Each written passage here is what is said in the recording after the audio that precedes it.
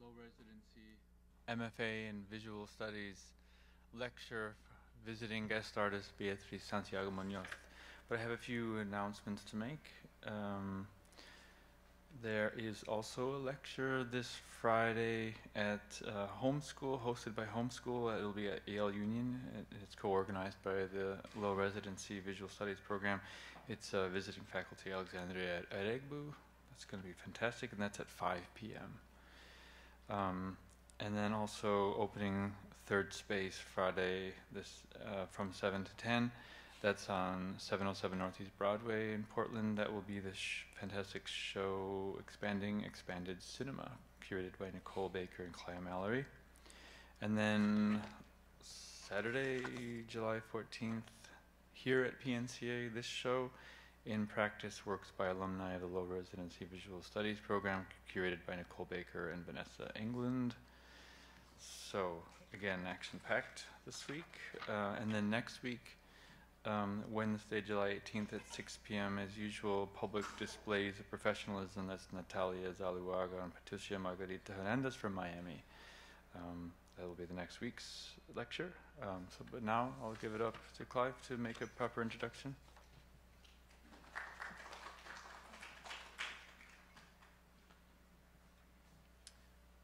Good evening, everybody. So I'm going to actually introduce our today's artist, like Beatriz Santiago Mun, who lives and works in San Juan, Puerto Rico. Santiago Mun's work arises out of long periods of observation and documentation in which the camera is present as an object with social implications and as an instrument mediating aesthetic thought. Her films frequently start out as research into specific social structures, individuals or events, which she transforms into performance and moving image. Santiago Mun's recent work has been concerned with post-military land, Haitian poetics, and feminist speculative fictions. Her recent exhibitions include Song, Strategy, Sign at the New Museum, A Universe of Fragile Mirrors at the Paris Art Museums in Miami, at 2017 Whitney Biennial. She is also co-founder of Beta, local as it's an arts organization in San Juan, Puerto Rico, and she's a 2015 Creative Capital Visual Arts Grantee and a 2016 USA Fellow. So with that, I introduce.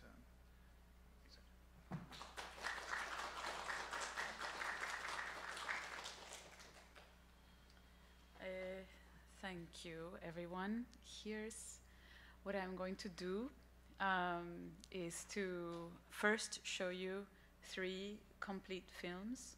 They are short, and they each come from separate bodies of work. So I'll give a brief introduction, trying not to shield the light from my eyes. You're all vague figures in the darkness. I'll give a short introduction, and then afterwards I can speak a bit more about the thinking that they each come from. And also I'll show you some other clips as I talk about other ideas. So the first film is called La Cabeza Mató a Todos, and it was made with the person that appears on the screen, Michel Nono, a frequent collaborator in other projects as well.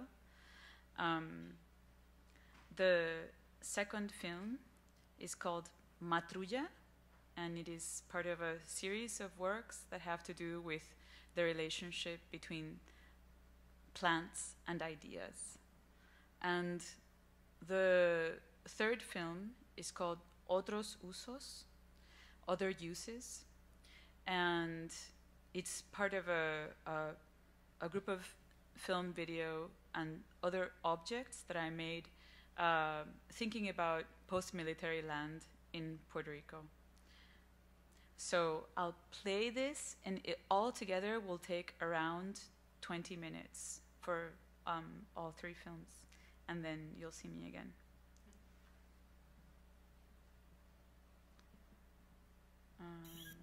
Maybe I'll wait until the lights come down.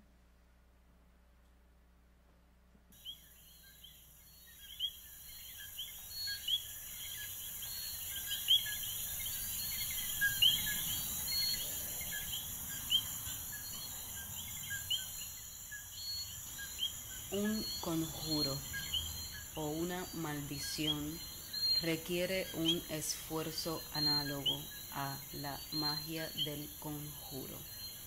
Si la magia es la destrucción total y absoluta de la maquinaria de guerra, si lo que quieres es desprender las amarras del aerostato que se partan por la mitad como nuez.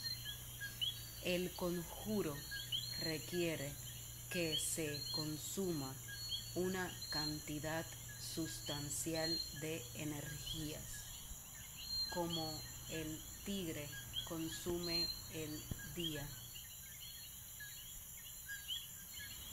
En algunos casos, como es el mar o la fuerza de un huracán o una bomba nuclear, el dios y el evento son la misma cosa. Huracán, huracán, bomba atómica.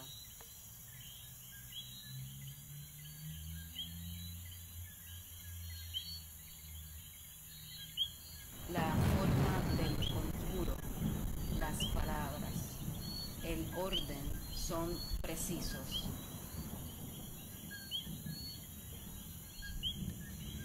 El dibujo no es simbólico.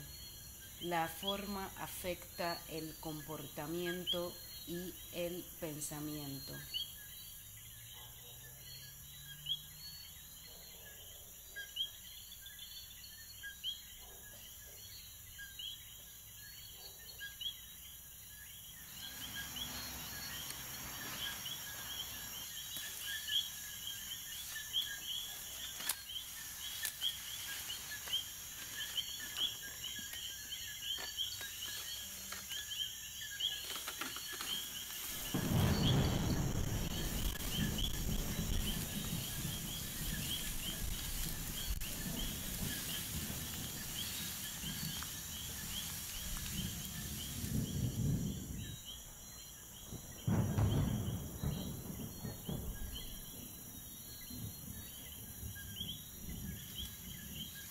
Nacen de un huevo.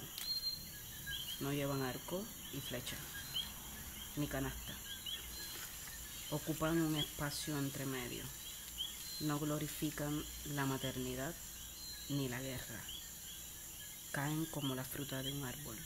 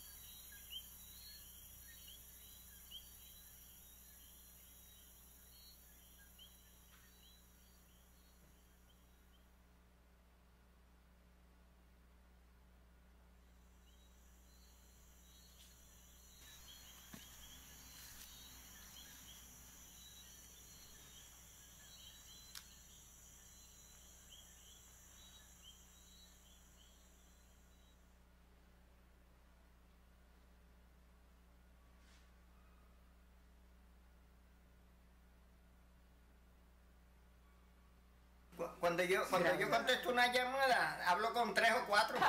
Tienen problemas serios, tú sabes, porque a mí no me preocupa la vida de nada. ¿Qué? Ya voy para 65, así que... ¿Oíste?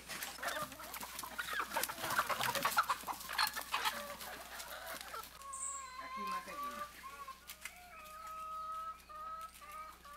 Yo me vine con ellos, yo salgo para acá como medio loco. Estamos organizando para comprar una finca en Orocovi. No en la montaña, pasa una comuna grande. Y dije, oh, pues yo voy para allá con ustedes. Pues nada, yo metido ahí, tú sabes, de presentar. Yo no era ningún hippie, no, tú sabes.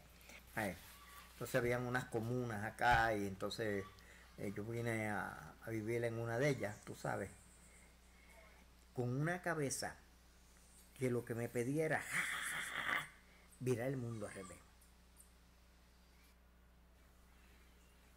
Y me dio una bofetada y me dijo, como que me dijo, pero si no cambias todo, no cambias nada.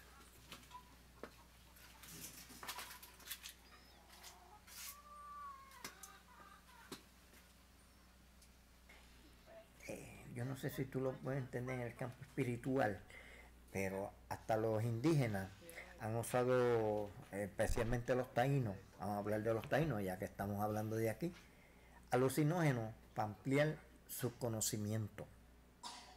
Porque las drogas sirven para ampliar conocimiento. Según sirven para dormir conocimiento, pueden servir para ampliar la mente. Me ha servido más.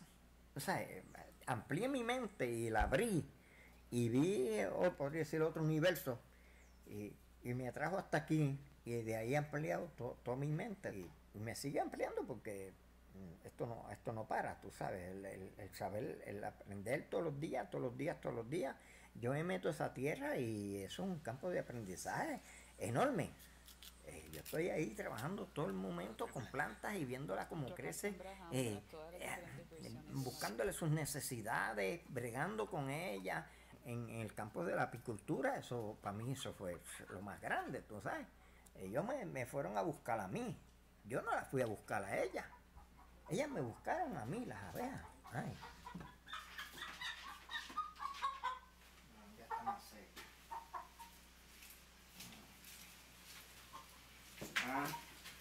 Te viste, negrita. Te viste, Te viste que le enliaba, ¿Cómo? 5 clases de malanga. Tengo malanga colorada, malanga lila, malanga blanca, malanga amarilla y malanga negra. Yo estoy haciendo bancos de semillas. Variedades de bancos de semillas. O sea, yo tengo 4 variedades de jengibre. Esa es ruda, esa es la famosa ruda. La usaban antes las mujeres para abortar, porque es vomitiva. Yo estoy sembrando muchas reservas de alimentos. Ñame, lerene, mucha malanga. Si tú ves, tú lo más que veas, aquí malanga. Yo llevo aquí 40 años. Y 40 años en investigación con agricultores. Yo soy de las personas pues, que no necesito apuntar. Yo me dicen cualquier cosa y yo con eso basta. Tú sabes que aquí se hizo una siembra de coca enorme en Isabela. Oh, no, aquí se experimentó con coca, con los herbicidas, para ver cómo los herbicidas trabajaban con la coca, para exterminarla en Sudamérica. Para experimentar con herbicidas, Monsanto, y todos esos experimentos lo hicieron en Santa Isabel. Y allá en la Siria hay una mora que tiene los ojos tan lindos, mujer encantadora, ay mora. Y bien hay acábame de matar, no me martirices más, que mi corazón está que se devora por mora, ay mora. Porque yo me estoy preparando, porque yo sé que la cosa un día va a venir grave. Y un día va a haber una sequía bastante y yo tengo que reforzar todo ese lado con agua. Para lo poquito que vaya a hacer, pues porque ya nos mandaron un par de meses sin agua. Pues nos pueden mandar 6 meses sin agua, fácil. Estamos en un monte y nosotros de cualquier cosita nos puede aislar un par de meses. Mira qué ejemplar lindo, mira qué animal lindo.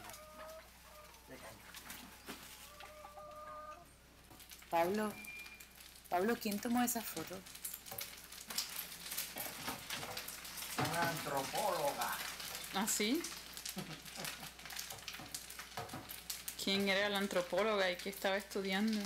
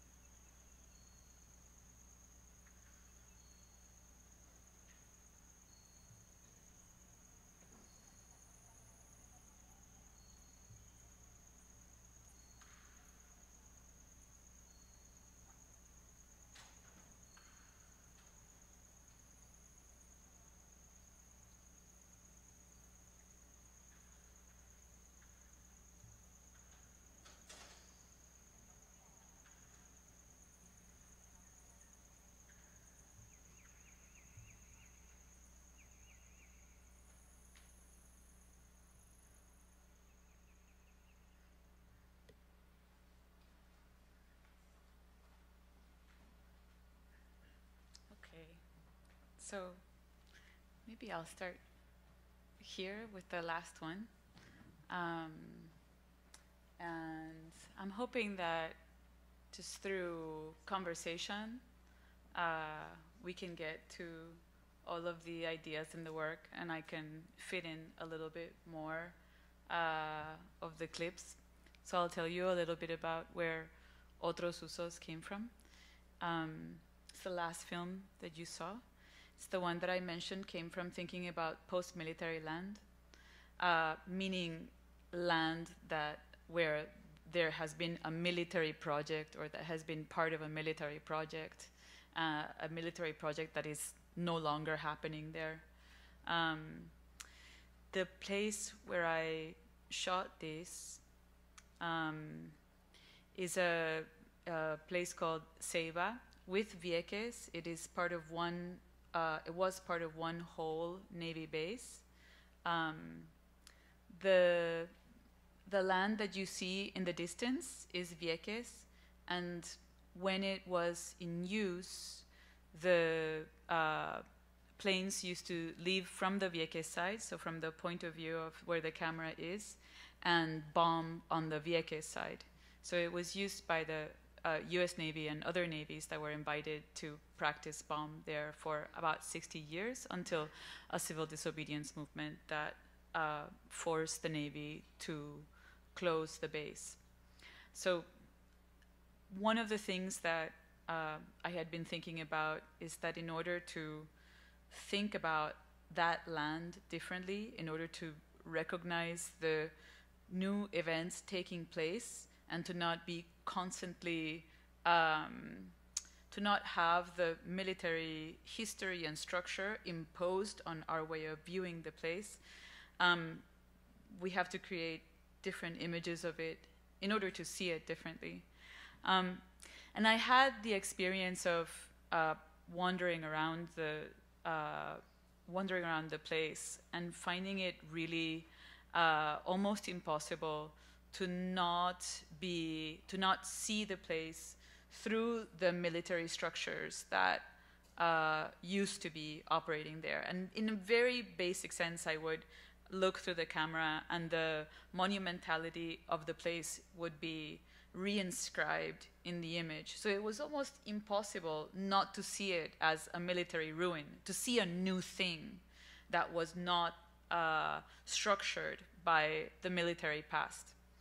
Which is the reason why, I made several films, each one attempting a different formal or conceptual way to be there and to see. But in this one, I was trying to do something very simple, which was literally fold or create an object, a different scale, a different way of relating to the image that I was looking at, so that the image would not be dominated by the monumental structures that I was standing in. And I was responding to the fishermen who I saw turning a 1.5 mile long dock into a shore again, simply by their new use, by standing there and fishing. So the idea of new visual uses as well, and how to work against this rational logic of the camera was what brought me to working with the mirrors. So I made these objects that are sort of badly made kaleidoscopes, and that they're not perfect. I would hold them in my hand in front of the camera. This was shot with 16 millimeter. Another way of limiting myself as well. I couldn't see how the image would turn out exactly. So these were just formal elements, material elements with which to try to change what was happening with the image. I'd like to show you clips from other works that are related, but do you have questions for me before I go on? Or would you like to say anything about what you've seen so far.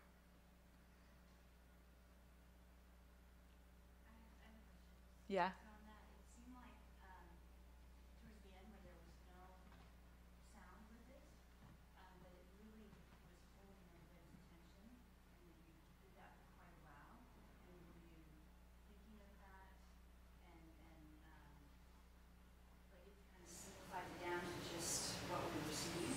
You're talking about the last one with the mirrors? Yeah. There's always sound. It's very, very, very low because the sound was actually recorded in one of the warehouses that, because of its structure, faces out into the sea and echoes everything that is heard in the dock. So if you stand there, you can listen to very soft conversations happening in the dock. And I was just responding to the sound relationship between one and the other. So because it's so low, I mean, it's purposefully low, and that's the way you hear it in that warehouse as well.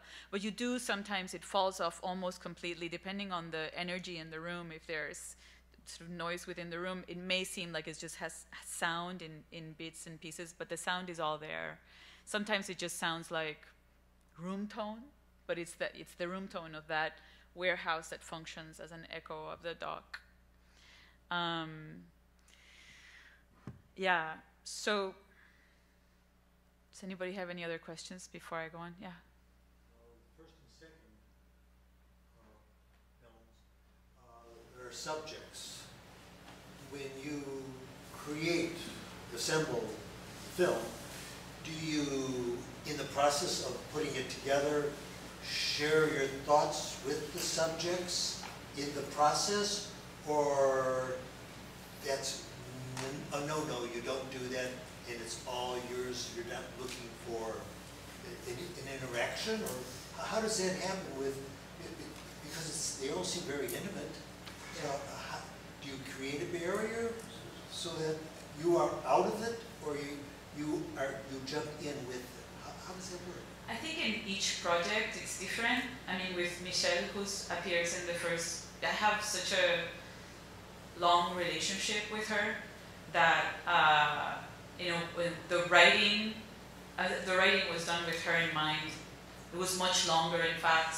We practiced it in different ways. We knew we were kind of going back and forth with it. And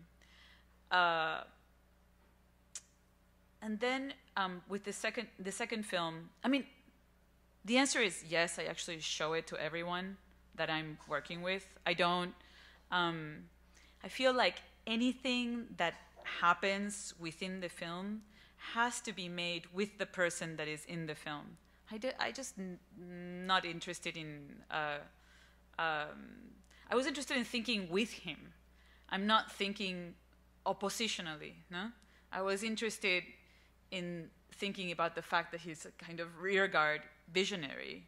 And I understood that he thinks with the plants and with the animals, and I was interested in thinking with him, thinking with them. So I more had to adjust myself to his way of thinking. And, but I didn't show it to him throughout, rather at the end. Yeah. Should I keep going? Yes. On the last film, I kept thinking, like, the word in my mind was fragmented, just from the visual sense, and I know you wanted to see it in every way, but was that part of your intention, that fragmenting of space? I had not thought of the idea of fragmentation. I was more thinking about taking something and holding it together. But really, it was the film was came out of a frustration of seeing, of knowing, understanding that I'm perhaps so visually colonized by the remnants of the space that the only thing I could see was ruin. So, I mean, I made a series of works, which I think finally were able to sort of open up my way of thinking about the place. One of them is a sound piece. In the end, it's a record, a vinyl record with sound from the place. But when I put on the headphones and was listening to the sounds of this vast space, you realize, you hear the thousands of insects, and you see this, you're able to see something now that you could not see before. So you just, it's a way of just switching your frame of reference so that at that point you can recognize that there is a new event that is taking place, that is the event of this secondary forest with a kind of Frankenstein ecology that has like wild dogs running around, iguanas that the wild dogs eat, cookies that are not, the iguanas are not supposed to eat cookies, but there they are eating them, the ornamental ferns that were planted by the military to go along with the California bungalows. I mean, this insane new ecology is actually taking over this past event. But because we know, or I know, to recognize the dock and the plane that is crashed, because those are such strong structures, and I immediately recognize them and name them, it was very hard for me to see those. So in a way, you have to trick your own mind into seeing in a new way. I have an archive in my mind of a way of seeing, and it would be absurd to think that I can, you know, think anew, you know, out of some kind of essential way of seeing that comes out of me. You almost have to break those formal structures in your mind, in my mind. Okay, so I'll keep going. Yeah, I'll show you bits. Or do you want to ask me anything else about the other films? Yeah. So I have a question. It's kind of an observation, but also a question. So I noticed in the work a few things that were coming up for me personally were nature, alchemy, and through the reshaping of reality, drugs, magic, the kaleidoscope that you made a sense of expanded perception or perspective within the films. I'm just wondering if these things are connected for you, and if so, how, or if they're important to you within the work. Yeah. I mean, I think it's the kind of thing. These works are actually separated in time, and it's the kind of thing that once you see things together that you don't normally put together, you go, there's certain things that I keep going back to, and so definitely, I think that ways of seeing that are that come up to and challenge what we think of as rational or logical, that may not be, are simply our imposed ways of seeing, are important. And I guess I agree with what he says in the film. You know, there's a kind of there's a mind expansion that I'm interested in, that can happen in many different ways, not just through the campana flower that his house was built around. But yeah, I am interested in those ideas, and I think I learn more about them after I make the work rather than beforehand. No? Yeah. Anybody have anything else to say before? I guess I wanted to show you bits and pieces of works that are related to each one, to sort of get a wider view of the work. And in order to do that, I need to get really far away from my computer because I lost my glasses, and it says excerpts.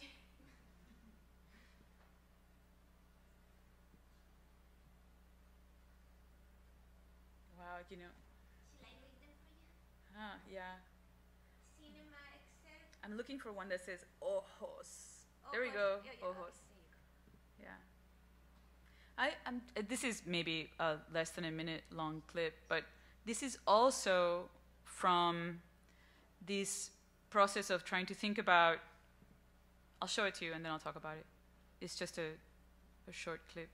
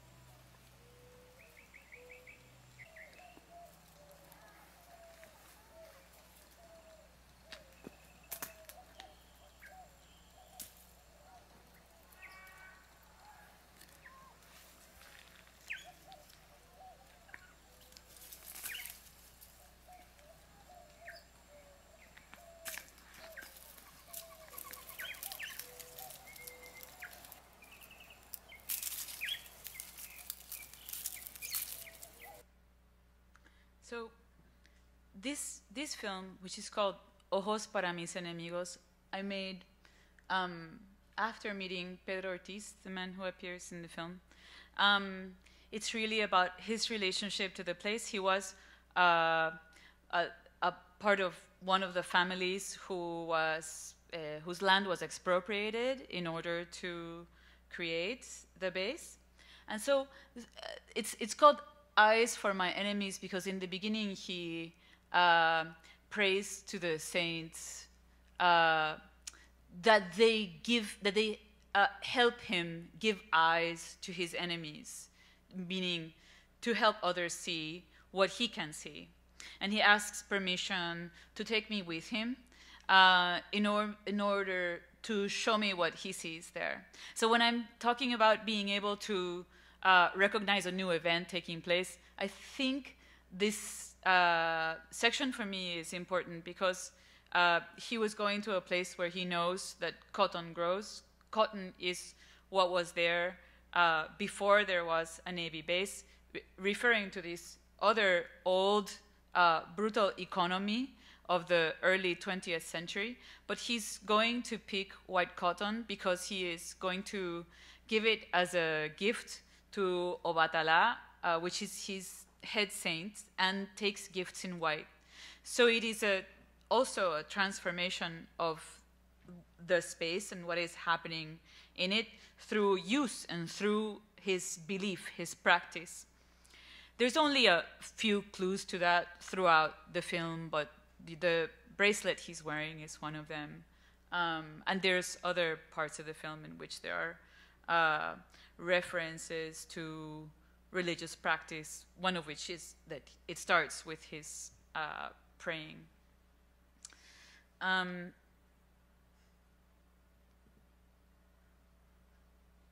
I also, the base, does that say cinema? Yeah. I really need glasses. All right, so I'll just talk while this is running. Maybe you can lower the volume a little bit because I'm just going to talk through it. There's a old cinema at the base, as there usually are in Navy bases. The films that were shown were just Hollywood films. Now, the fact that the structure was there with the forest grown around it made me think about what is the film that is possible in this place. For those of you who were in the seminar yesterday, I guess another way of thinking about it would be what is the world that is disclosing itself in the cinema through this structure of the cinema. So I just started thinking about the entire apparatus, the light coming through the leaves and the forest and creating an image, not on the screen, but on the chairs of the theater. And then listening to the sounds. Just, if you see it as the apparatus, you start seeing other things. So on the ceiling, the ceiling is full of those ceiling tiles, so there's space maybe 4 feet between the ceiling and the structure, where there were beehives. So there is a sound particular to the cinema, which is the buzzing of the beehives in the space.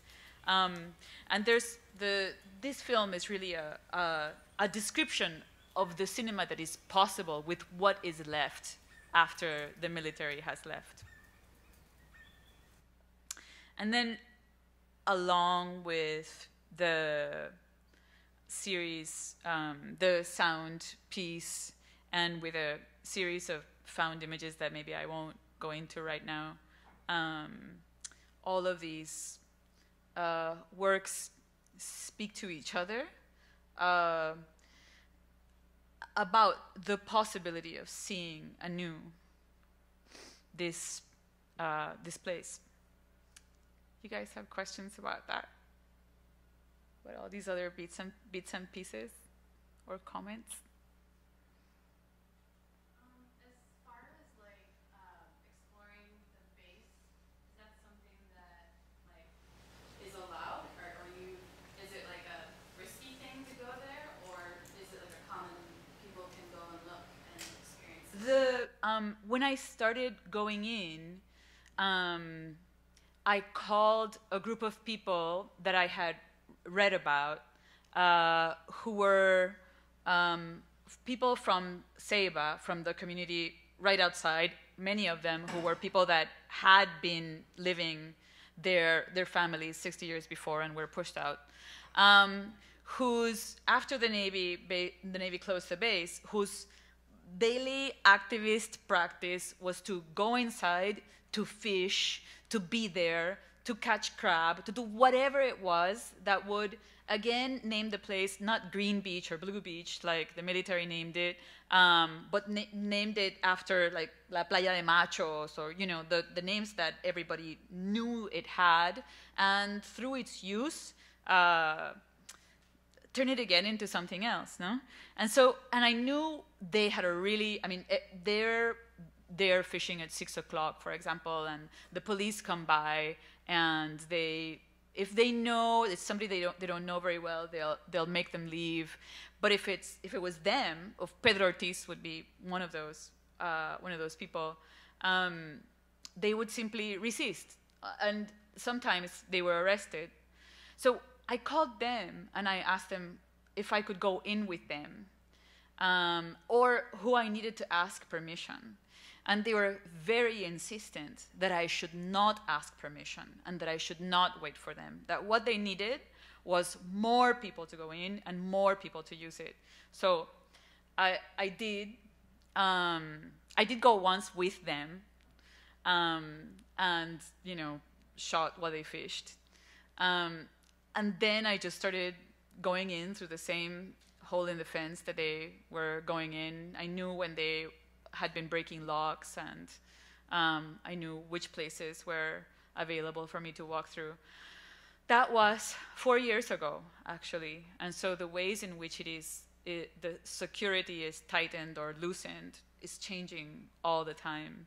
And the presence of activists there is also changing all the time, depending on, I mean, there are many different projects that have been proposed in the place that they have resisted in different ways. So are the people that are like wanting to go in, they don't obviously care about maybe the repercussions of it, but is the government planning to do something with that space, or is it kind of just being held the way it is, and it's kind of just getting old and aging? Well, a forest is growing, which is not a bad thing. As long as the government is broke, it's great news. It means no plans will, I mean, plans, there are so many plans. There are plans to make, for it to be a yacht dock with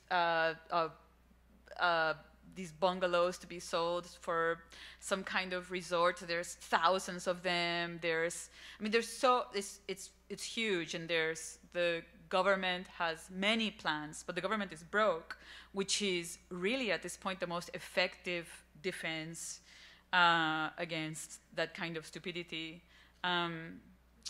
So yes, but I think about it in a different way. Also, this was all shot before the hurricane. So Puerto Rico is a bit of a laboratory for many things, but one of them is for secondary forests now, because the way that, agriculture in the early 20th century was monocrop agriculture, but it was very patchy. There was many different kinds of still bits of forest with native trees. And so as those large agriculture plantations were lay fallow, the forests that were close by started repopulating those pieces of land. And so it has become a place where where secondary processes of establishing secondary forests are studied.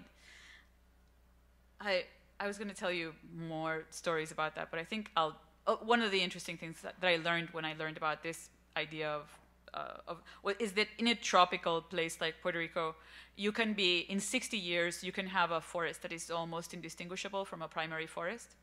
So at that point where I shot this, I was thinking, the way that I was trying to change my mind and to see was to see that this is not a military ruin, but rather we are 1/6 of the way towards what will be indistinguishable from a primary forest. A hurricane has gone by, so we're no longer 1/6 of the way, but still what is happening there is different than a military operation. Does anybody have any more questions before I keep going? How are we doing on time? We have half an hour? Okay. All right. So I'll show you a bit of a really different project that I am working on right now. This first film I finished. It's a half hour long, so I can't show you the whole thing. But I'll show you a bit of it, and then I'll talk about the larger project, just to give you an idea of stuff I'm working on right now.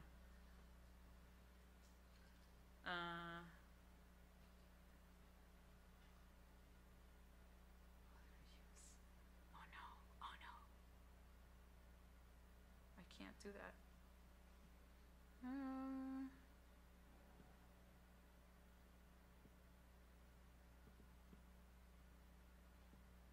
All right, I'll just show you a bit from the beginning and a bit from the middle. So,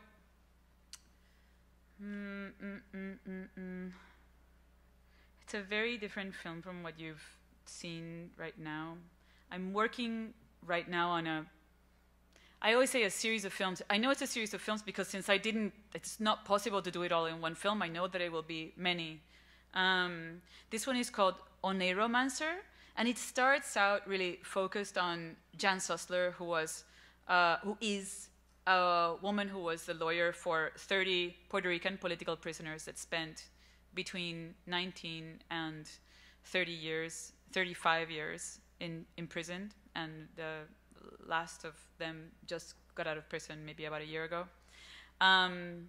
So it begins with her. It's really about an anti-colonial movement that had its base in Puerto Rico, Chicago, and New York, and it is about the sensorial unconscious of the movement, or I'm interested in thinking materially.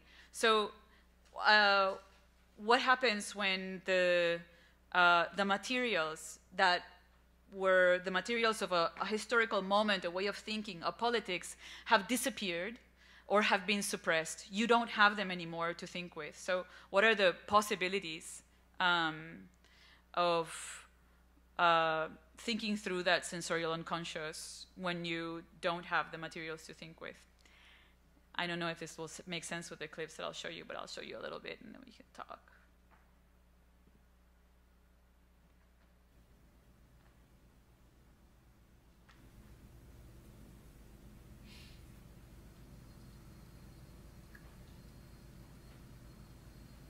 So I was a professor of law in a clinic at a university, a law school in Southern Illinois, and the clinic was called Prison Legal Aid, and we provided legal services to prisoners in the state prisons in Southern Illinois.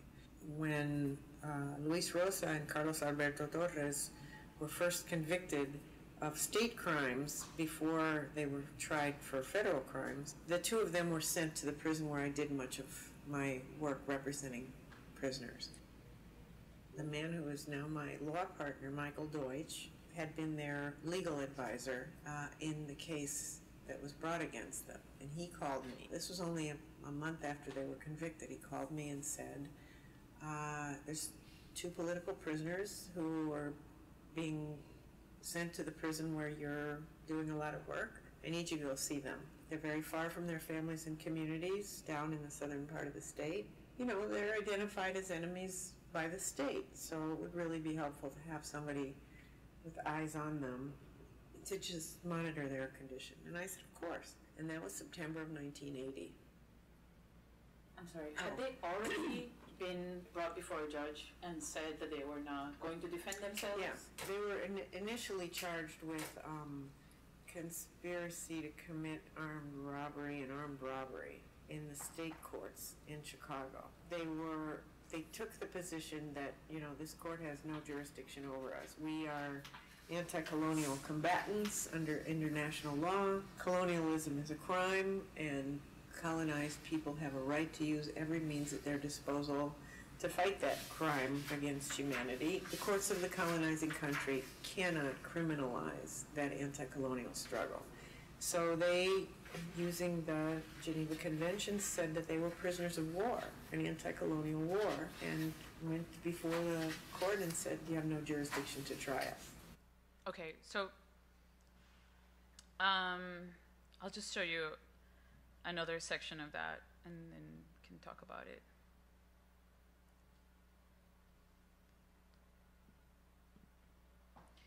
Can you listen to it? The speakers are shot. Is it audible? Yeah?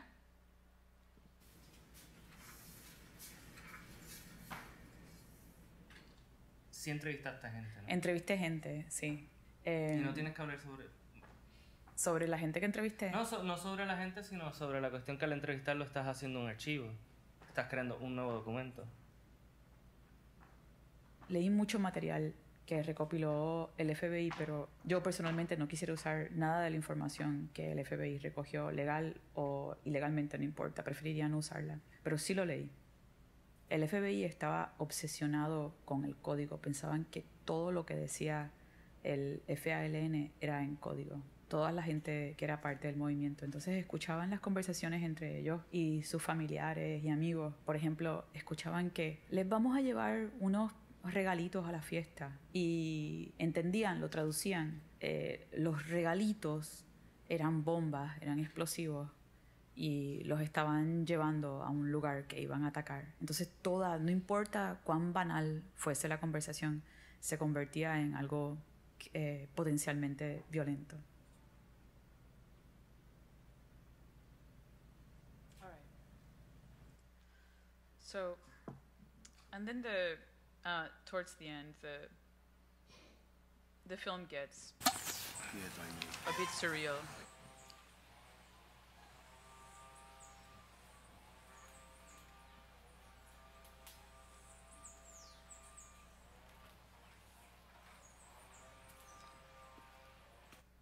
I'll leave it there. It's a film that switches gears 3 different times and does different things in each space. So right now I'm working on a second one that also deals with that same history.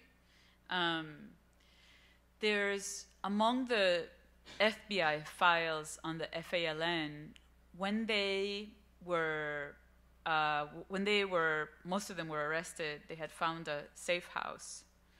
And the FBI claimed that a series of people, more than 100, that were involved with Black liberation movements, the American Indian movement, I mean, many, many different organizations, almost any radical organization that you can think of between 75 and 85, that they had all used the apartment and that their fingerprints were found there.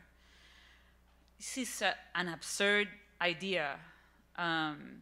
It was manufactured by the FBI in order to be able to create links between the different organizations and to claim wider conspiracies. It helped create a case that implicated other people. But the idea as well that in one house you could actually share space between all these different kinds of people, between all these different movements, if it had happened, would be amazing. So the film that I'm making, Safe House, imagines a house in which groups related to these different movements are leaving music, objects, texts for each other, so that sort of reimagine this moment as really tightly informed by all these different ways of thinking. I'm also, in this film, towards the end, you start seeing the appearance of these objects that are irrational objects. So, for example, just something that looks, maybe I can find the moment when it appears. This is one of them. Oh, here we go. Another one is, it looks a bit like a gun, but blown up, or like inflated, but it's made out of ceramic, dark, as if it was burnt with holes at either end.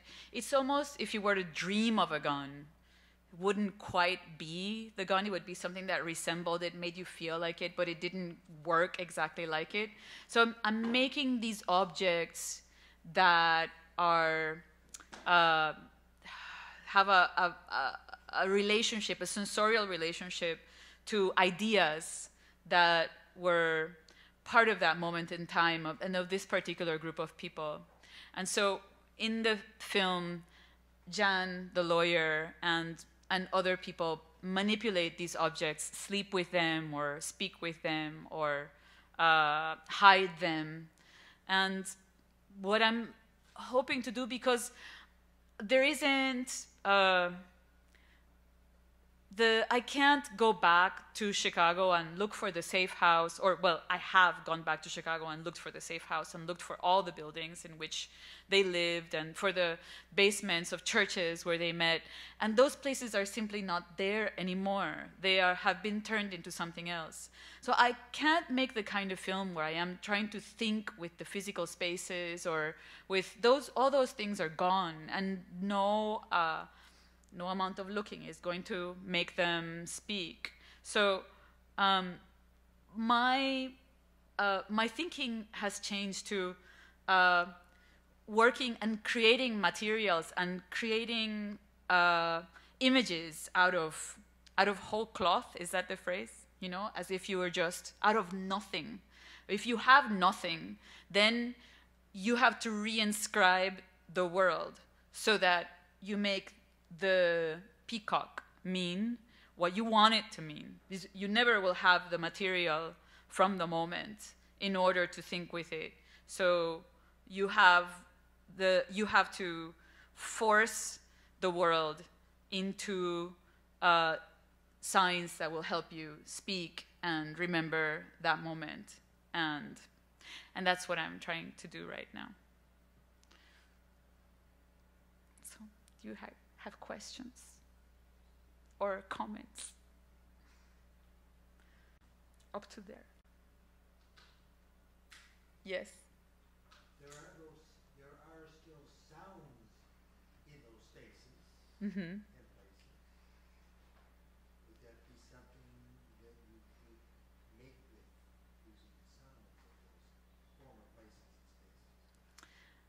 Yeah, I mean, I'm happy to be a, what do you call like the fish that, a bottom feeder, you know, to just get anything. I'm happy to get anything.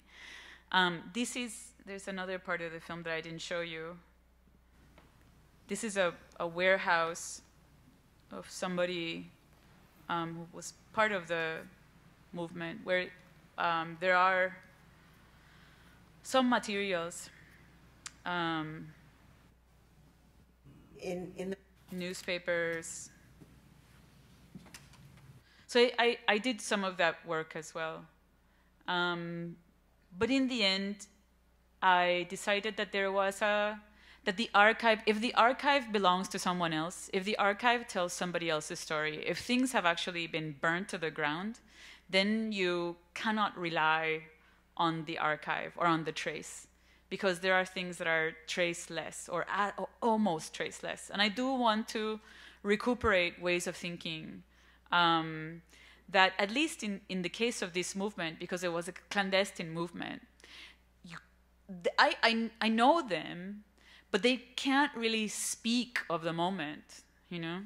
That it's more important not to speak about it than it is to, you know, speculate with me about different ideas that to recuperate.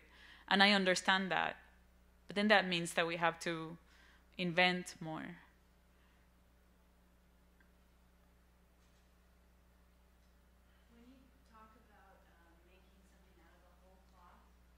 Is that, I'm not sure if that's actually, does that mean what I think it means? Well, you said, I don't know, but it sounds. I mean, out of nothing, just, yeah. And then when you say it's like you give the definition to the peacock or the object, Mhm. do you give an example, like a concrete example of where you've done that, or just like what's the peacock? I guess I'm trying to do that in the film, so that eventually, as I continue to use the peacock in the film, the peacock that is being cradled, the peacock is going to stand for a utopian idea.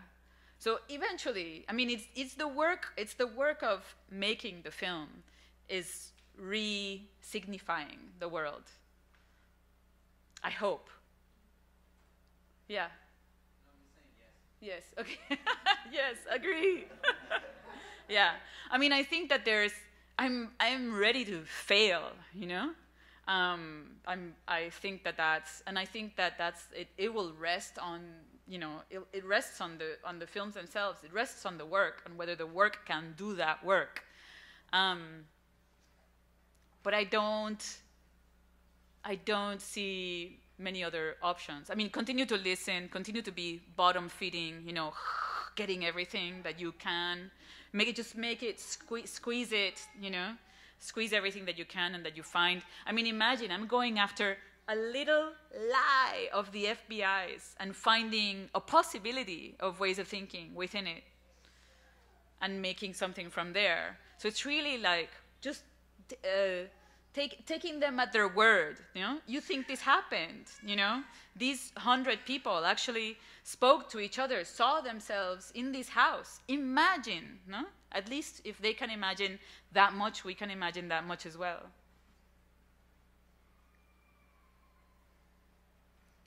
Time, am I running out of time? Is this it? No? Yeah? I'm curious about how you feel about like the idea of myth. Like I feel like you're doing some myth making here. Does that resonate with you? I guess I don't think about it as myth making, because I do think that it's grounded in I guess I don't know. Yeah. I mean, I think I have to think about it about it more. Yeah. Yeah. Yeah. Have you gone back to the ideas after the hurricane? Yeah. And did you make film? Yes, I have a few films that I've made there as well. I didn't show them today, but yeah. I haven't pulled out my camera very much after the hurricane, because as the people that were in this seminar will have understood, I'm vexed by the kinds of images and the ways and their uses that have been produced. I don't know how yet, or what is important to make at this moment that has to do with that. I'm still working on these films that are about someplace else. But, so, and also, you know, after something like that happens, I did a lot of like, oh, we're going to clear out the trees in this part of the, you know, this place where people need help. And I would take my camera with a roll inside and, you know, leave it hanging on a tree branch and go work, but not think very much about it, just take little bits and pieces. And I don't even know if I will use it. I haven't even developed it. So, I mean, I think that I will be thinking about what it means to create images now for a while before I feel like I know what kinds of images need to be made. Yeah. I'm not familiar with the movement of the last film you just showed us. Mm-hmm. What is it? There were many, between the 60s and early 80s, there were many groups that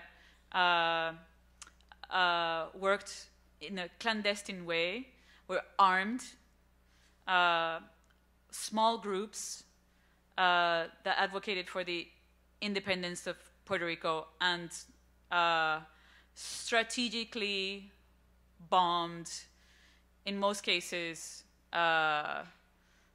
military planes, and in response to the killing of one of their members in prison, also places where there were people in one case. So this particular group was the FALN, the Fuerzas Armadas de Liberación Nacional, and 30 of them were, like I said, served between 19. They were sentenced to long terms, between 70 and 90 years in jail, for seditious conspiracy, because in fact each one of them individually were not tied either to bombings, to any of the bombings. There weren't. Each one of them there was no evidence of their relationship to any of the bombings, but they were tried for their for seditious conspiracy, for the crime of seditious conspiracy, for conspiring to overthrow the government of the United States. This is something that the film goes into at some length at the beginning. Yeah. You guys have questions over there?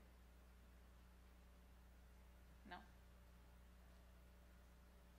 Am I running out of time? Anybody keeping track? I got 5 more minutes. Okay. I don't know what to show you.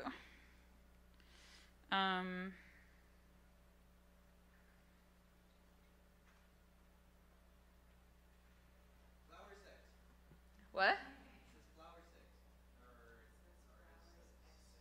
Oh, folk excerpt. That's so, yeah, I don't know. I'm not, yeah, I understand. I'll show you. No, you know what? I'm gonna leave it there, because I think that other work will open up whole other things that it may be too much to deal with right now. So if you guys don't have any more questions, then we might be done. Is that? Yeah, all right, thank you.